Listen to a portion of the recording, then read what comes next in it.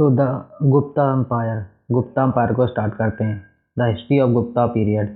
Time period रहेगा 300 सी से 600 सी के बीच में। द गुप्ता रूल, इसे golden age of ancient India कहा जाता था।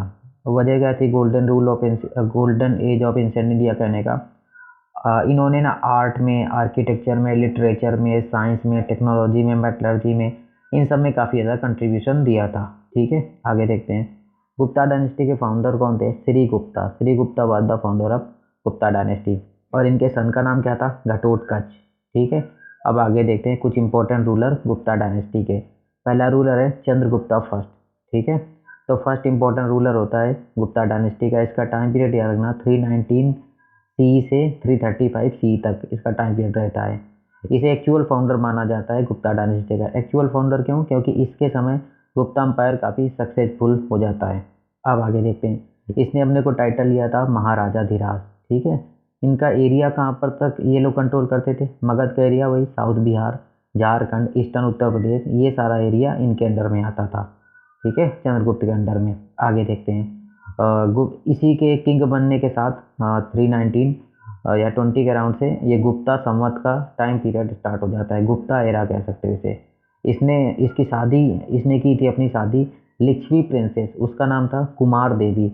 तो कुमार देवी एक्चुअली ये नॉर्थ बिहार वाले एरिया की होती है, और वहाँ इनकी शादी होती है चंद्रगुप्ता की कुमार देवी से। तो उस एरिया में इनको होल्ड अपना जमाने में काफ़ी ज़्यादा हेल्प मिलता है। ठीक है, अब आगे देखते हैं। इसने जो कॉइन इशू किए थे, ठीक है, गोल्ड के कॉइन, उसमें एक कुमार देवी की फ़ोटो भी बनी हुई थी, इमेज भी बनी हुई थी। तो उसे कुमार देवी कॉइन्स टाइप कॉइन कह सकते हो। कुमार देवी कॉइन्स वर इशू। ठीक है, याद रखना। नेक्स्ट राजा होता है समुद्रगुप्ता। 335 से 375 या 380 सी तक टाइम पीरियड रहता है। तो इसके बारे में जो इन्फॉर्मेशन है प्रयाग प्रशस्ति से मिलती है। प्रयाग प्रशस्ति, इसे इलाहाबाद पिलर भी कहते हैं। एक्चुअली ये ना समुद्रगुप्ता का कोर्ट पोएट था, उसका नाम था हरिसेना। उसने ये प्रयाग प्रशस्ति मतलब लिखवाई थी या लिखी थी, संस्कृत लैंग्वेज में लिखी थी। ठीक है, याद रखना। उसके बाद ये प्रयाग प्रशस्ति में बताया जाता है कि ये समुद्रगुप्ता कितना बड़ा कॉन्करर होता है। ये आर्यवर्त के 8 राजाओं को जीत लेता है। आर्यवर्त, पूरे नॉर्थ इंडिया को आर्यवर्त कहते थे। क्यों? क्योंकि आर्य लोग यहाँ पर रहे थे ना आगे। ठीक है, साउथ के भी काफ़ी 12 राजाओं को जीत लेता है, फिर उनको छोड़ देता है, उनका रूल फिर से रीस्टेट कर देता है। ये याद रखना। ठीक है, उसके बाद आगे देखते हैं। अश्वमेध यज्ञ बहुत सारे करवाता है। ठीक है, कॉइन भी इशू करवाता है बहुत सारे। ठीक है, अश्वमेध coin, tiger okay, slayer coin, ठीक है, बैटल एक्स कॉइन, वीणा प्लेइंग कॉइन, मतलब वीणा बजाते हुए ये कॉइन इशू करता था। आगे देखते हैं। ठीक है, उसके बाद ये ग्रेट पैट्रोन था। जो भी ग्रेट स्कॉलर होते थे, पोइट होते थे, राइटर होते, उनको ये पैट्रोनेज तो देता था। इवन खुद भी ये बंदा अच्छा का मतलब ये था। ठीक है, इसको आता था ये great poet, musician and patron learning. ठीक है, तो ये सब उसको खुद भी आता था। ठीक है, ग्रेट पोइट था, म्यूजिशियन था, ओके, तो ये सब चीज़ें इसको खुद भी आती थी। उसके बाद इसे नेपोलियन ऑफ इंडिया कहा जाता है। ठीक है, नेपोलियन कौन था?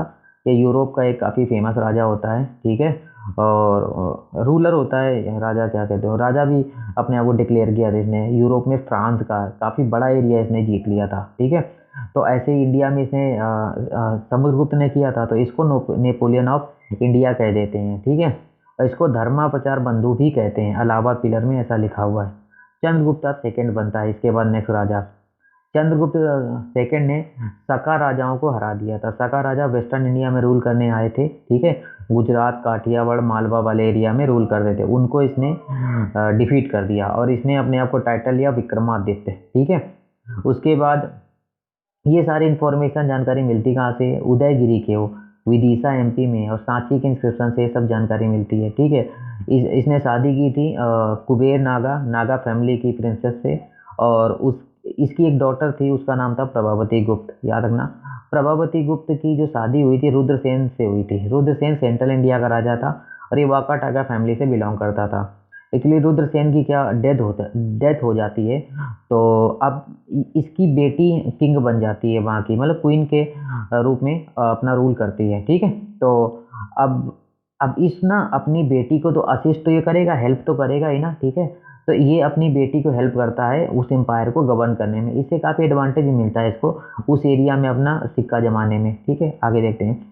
चंद्रगुप्ता सेकंड ने सिल्वर के कॉइन इशू किए थे, याद रखना। ठीक है, आगे देखते हैं। ये मेहरौली में ना, ठीक है, मेहरौली पिलर इंस्क्रिप्शन, ये दिल्ली के कुतुब मीनार कॉम्प्लेक्स में एक पिलर लगा हुआ है, उससे ये जानकारी मिलती है कि इसने बैक्ट्रियन किंग को हराया था। ठीक है, तो बैक्ट्रिया का किंग है, उसको डिफीट कर दिया था। इसके यहाँ ना कालिदास, अमर सिन्हा, ये इसके यहाँ रहते थे। ये क्या थे, इन्होंने देखो बहुत सारे ये राइटर थे ना। ठीक है, तो ये इसी के कोर्ट पोएट थे, याद रखना। ठीक है, उसके बाद इसी के समय चाइनीज ट्रेवलर फाहियान, ठीक है, फाहियान इसके यहाँ आया था। चाइनीज मॉन्क, ये बुद्धिज्म की स्टडी करने सब आया करते थे। ठीक है, आगे देखते हैं। कुमार गुप्त फर्स्ट, ठीक है, कुमार गुप्त के बारे में देखते हैं।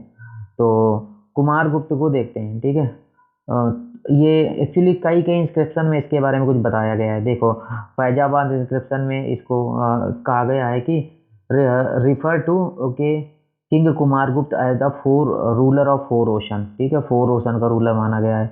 मंडासौर इंस्क्रिप्शन में इसे रूलर ऑफ ऑल अर्थ माना गया है। ठीक है, उसके बाद ये दामोदरपुर, ठीक है, दामोदरपुर कॉपर प्लेट में से महाराजा धीराज कहा गया है। ठीक है, याद रह पाए तो याद रख लेना। ठीक है, इतना ज़्यादा इंपॉर्टेंट नहीं, इतना ज़्यादा। ठीक है, उसके बाद आगे कुछ देखते हैं। ये तो अश्वमेध यज्ञ ये भी करवाता था। इसने अपने को टाइटल कितना बड़ा लिया था, अश्वमेधा महेंद्र महेंद्र आदित्य, इतना बड़ा टाइटल लिया था। छोड़ो, इसके लिए इसका सबसे इम्पोर्टेंट कंट्रीब्यूशन क्या है, ये नालंदा यूनिवर्सिटी इसने इस्टेब्लिश की थी। जो बिहार में नालंदा यूनिवर्सिटी उस समय की काफ़ी फेमस यूनिवर्सिटी थी, ये नालंदा यूनिवर्सिटी इसी ने बनाई थी। ठीक है, इसी ने इस्टेब्लिश की थी। उसके बाद नेक्स्ट किंग बनता है स्कंदगुप्त। ठीक है, स्कंदगुप्त क्या करता है, जब स्कंदगुप्त राजा बनता है तो इसके टाइम में ना हुण का अटैक हो रहा था। हुण कौन है, ये सेंट्रल एशिया से आके अटैक करते हैं। ठीक है, इंडिया में, तो ये हुण लोगों को रोकता है इंडिया में अटैक करने से, और सुदर्शन लेक को भी रिपेयर करवा देता है। सुदर्शन लेक हमने देखा गुजरात वाले एरिया में है। ठीक है, उसके बाद ये स्कंदगुप्त के बाद ना गुप्ता अम्पायर ना डिक्लाइन होने लगता है। ठीक है, अब इसके रीजन देखो डिक्लाइन होने के क्या थे। एक तो इनका जो सिस्टम था वो फ्यूडल लॉर्ड पे बेस्ड था। वही फ्यूडल लॉर्ड को ज़मीन दे दिया करते थे बहुत सारी। अब फ्यूडल लोग अब यहाँ पर जब देखते हैं कि किंग जो मेन सेंट्रल की अथॉरिटी वो वीक है, तो अपने को इंडिपेंडेंट डिक्लेयर कर लेंगे। तो अब इंडिपेंडेंट डिक्लेयर कर लेंगे तो भाई सिंपल से इनके पास कुछ बचेगा ही नहीं। ठीक है, नेक्स्ट इनकी जो ब्यूरोक्रेसी थी वो भी बहुत बड़ी थी, और मतलब ज़्यादा अच्छी थी नहीं ब्यूरोक्रेसी, अफसरशाही वो सब इनको धोखा देती रहती थी। और इनके पास कोई परमानेंट प्रोफेशनल आर्मी थी नहीं कि बहुत बड़ी आर्मी हो तो उससे भी इनको हेल्प मिलेगी, वो इतना तो था नहीं। और इनके समय ट्रेड डिक्लाइन हो गया था, हुण का अटैक तो हो ही रहा था, और गुप्ता में जो वीक सक्सेसर थे वो इस चीज़ को रोक नहीं पाए। ठीक है, और विष्णुगुप्त लास्ट रूलर रहा। ठीक है, गुप्ता डायनेस्टी का, और इसके बाद गुप्ता अम्पायर लगभग ख़त्म हो जाता है। ठीक है, नेक्स्ट देखते हैं socio economic condition during Gupta period. इसको नेक्स्ट वीडियो में देखेंगे।